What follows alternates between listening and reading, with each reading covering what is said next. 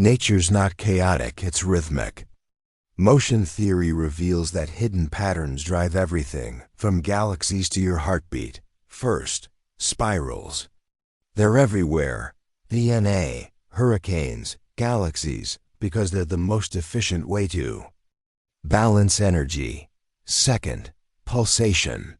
Stars, lungs, tides all pulse in perfect rhythm to stay stable. Third, branching.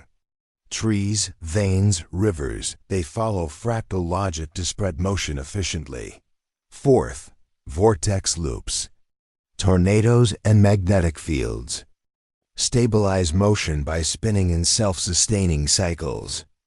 Add wave interference, standing waves, helical flows, and synchronize systems like fireflies flashing in unison, and you see a clear truth. Nature runs on repeated efficient motion. Even oscillation in electric currents and predator-prey cycles shows how balance emerges from motion. The takeaway?